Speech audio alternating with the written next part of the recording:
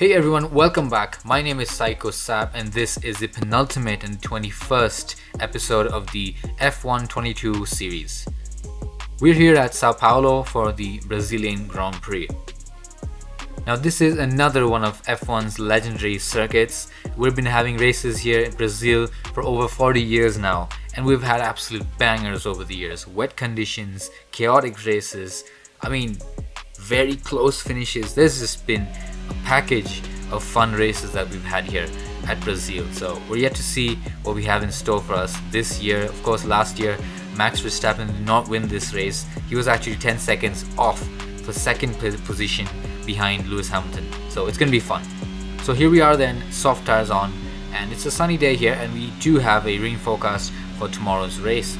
And we, on the first lap out, we get P3. That's great. We do have a faster third sector, but we're gonna have to go again, of course, to maintain that position. Now we can see Max Verstappen is absolutely flying, and we're gonna have to get a good time to stay behind him. Now I have set up the car for a dry condition only, and I'm not expecting too much rain tomorrow. Usually at Brazil it doesn't rain too much, and of course by looking at the forecast we can see it's gonna be quite cloudy, maybe not so much rain, so wet conditions may not be the ideal. So we're gonna set up the car just enough for both. Now second lap out, we're about 7/10 up. That is gonna be giving us a good position, P5 at the moment, which goes up to P2. That is great.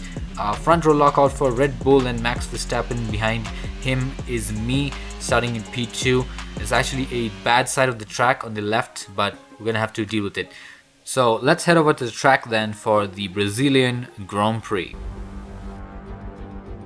Welcome to Sao Paulo, which has been host to Formula One races since 1973. So sit back and relax for what is sure to be a fantastic Brazilian Grand Prix. Interlagos, always a very special race here in Brazil. It's a 2.7-mile circuit with 9 left turns and 6 right turns for a total of 15 corners.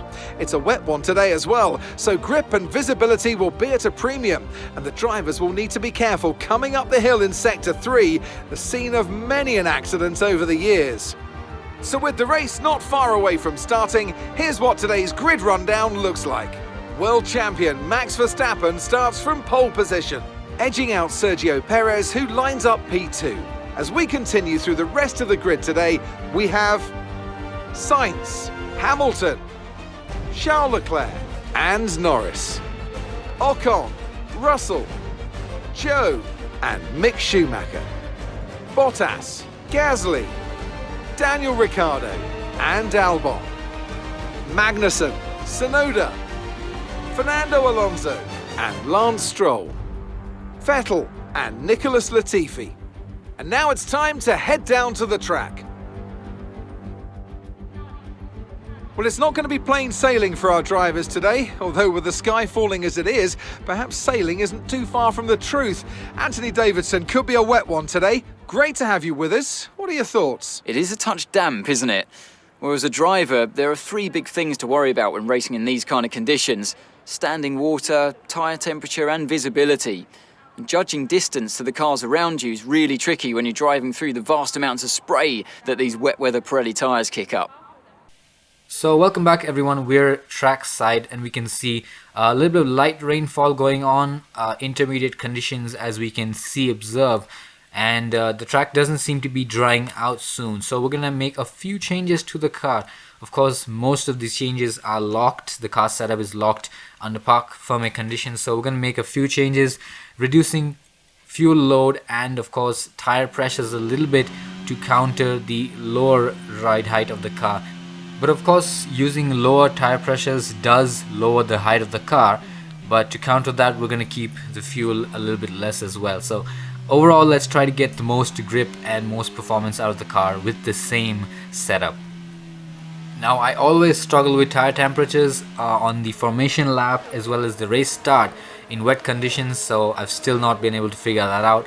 So my tires are always around 70-72 degrees Celsius, so that's quite less for a racing tire. So the beginning of the race always is a little bit bad. So here we go, the grid has formed up at Interlagos for the Brazilian Grand Prix, and it's lights out and away we go. Max Verstappen and Sergio Perez, the front row lockout for Red Bull. There's a little bit of contact there between Carlos and Sergio, of course. That allows both Mercedes to go past Carlos Sainz, and he's going to have to back out for the while. Lando Norris going wheel to wheel with Charles Leclerc then, and behind we can see Zhou Guanyu and Esteban Ocon going for a little bit of a tussle. Mick Schumacher having a great start as well. Alexander Albon up in 10th position. Then we see both Mercedes cars not far behind me, and of course I'm losing so much pace. I have no pace right now, and already a 1.4 second gap between me and race leader Max Verstappen. So that's not a good sign, and we see George Russell almost already on my tail and looking for an overtake. Lewis Hamilton not far behind, Charles Leclerc follows, and of course Carlos Sainz, who's looking to gain back some of those positions after a poor start and a little bit of contact there in the turn 1, which caused him to lose a couple of positions. So towards the end of lap 1 then, a final few corners left for the pit straight. George Russell looking to make an overtake for P2. Side by side then we go down the pit straight. Now ERS deployment is going to be a key right now. And of course, under wet conditions, it's going to be easy to gain it back. Now George Russell side by side. Will he be able to keep the position? We go off the track onto the grass to try and defend the position. And we make a switch down the inside. George Russell seems to have gotten a little bit of poor traction down the inside. We go, and we finally maintain that position, but not for long. We can see a bulk of cars right behind me. Carlos Sainz has gained positions, and he's up to P4 now. That is a double overtake from Carlos Sainz. Let's take a look then at the replay of George Russell's overtake. This was pretty straightforward. He gets the racing line and pretty comfortably stays ahead for a while, but we're using press and hold to overtake right now, practically defending our position, and we stay on the outside. George Russell goes a little bit wider than usual, and we try to go down the inside, but that doesn't work out. But if we find another gap, George Russell goes wide again, and we find the gap down the inside. Fantastic defending there. Let's also take a look at Carlos Sainz then, who finds better traction down the second corner, and his teammate then falls behind, and he does make almost a double overtake on both Mercedes, but a little bit of contact puts him out of shape. So Lewis Hamilton, I'm guessing, might have almost driven into the back of that Ferrari. Quite a strong performance from Mick Schumacher as well. He was, of course, P10 a while back, so he has been juggling a couple of positions with Alexander Albon, Valtteri Bottas and Pierre Gasly all up on his tail right now. So we're gonna have to see how long he can keep up the moves. Pierre Gasly then picking up the slipstream behind the two Ferrari powered cars who are battling out on the final straight. Now we can see then Mick Schumacher and Valtteri Bottas and Pierre Gasly side by side into corner 1, and Gasly gets ahead of both cars. A double overtake from Gasly, but it's not finished yet. Mick Schumacher and Bottas were both still side by side into corners 1 and 2, but finally Gasly does get ahead, and Mick Schumacher with a little bit of slipstream and ERS management does almost get ahead of Pierre Gasly, but we're still seeing a battle going on side by side in the two cars. Who is going to get ahead? And it is Mick Schumacher on this occasion. Pierre Gasly, of course, is not going to sit quietly. Valtteri Bottas has lost double positions in the last few corners, so he's not going to be so happy about that. Now we're looking at George Russell then, who's about to make a move on me for P2. Then he does down the inside, but we stay on the outside. Luckily able to maintain that traction and defend off the position for now, but not for long, because George Russell's still right there on my tail and slipstreaming, which would usually be a DRS zone in the drier conditions, but we're not going to be getting any of that anytime soon. So George Russell then does stay behind for now. It's lap 6 then, of course there are no pit stops under wet conditions, mandatory. So George Russell then finally gets ahead on lap 6, and we're still trying to maintain that position. We do get ahead, but that was a good defense going down the inside of George Russell, but not again. He is still in my slipstream. We can see the number of cars that I'm holding up because of my lack of pace. Now that is the George Russell and the double Ferraris behind me, and again Lewis Hamilton as well. So that is two different types of cars and pairs of them trying to attack for my position. Now let's take a look at George Russell, and who actually had to lift in order to not drive into my back. And that was a good overtake from George Russell, but again he does go a little bit wider and we go down the inside. So that was good defense.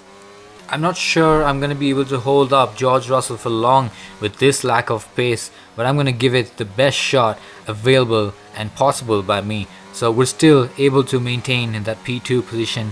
Of course, after we lose this, that will be the final podium position that I'm going to have to fight for.